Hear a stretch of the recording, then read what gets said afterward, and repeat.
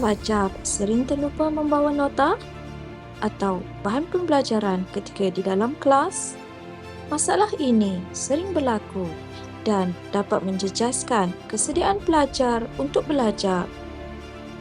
Bagi mengatasi masalah ini, kami membangunkan satu inovasi iaitu kad imbas NAP.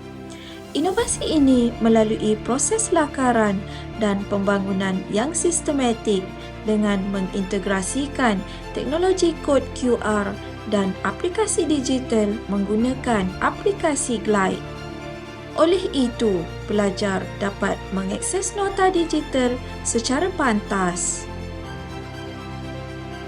Melengkapkan idea inovasi ini, pembangunan produk inovasi telah melalui aliran proses yang tersusun rapi, antaranya mengenal pasti masalah, perancangan inovasi, membangunkan aplikasi, menghasilkan QR, mencetak kad imbas, pengujian pelaksanaan dan penambahbaikan.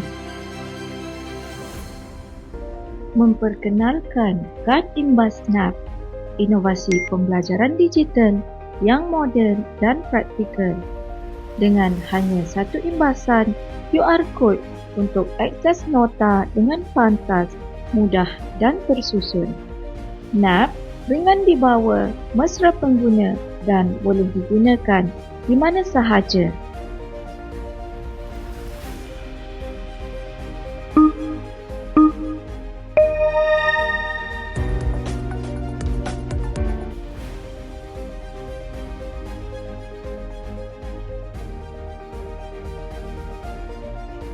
Berikut merupakan kelebihan kad imbas NAP. Inovasi ini jelas dapat membantu meningkatkan akses pembelajaran serta menyokong pembelajaran kendiri secara digital. Kad imbas ini memberi impak positif terhadap pengalaman pembelajaran pelajar. Akses bahan pembelajaran menjadi lebih mudah, pantas dan sistematik.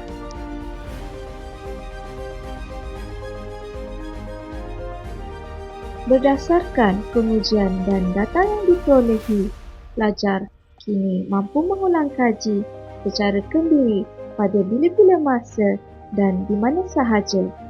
Dan inovasi ini turut meningkatkan fokus dan pelibatan pelajar dalam proses pembelajaran. Visi kami bagi masa hadapan NAP adalah seperti berikut.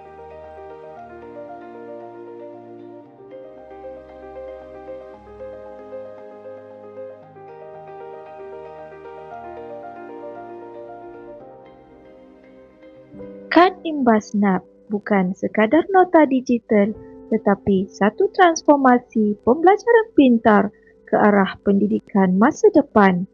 Menuju masa depan bersama NAP. Sekian dari kami.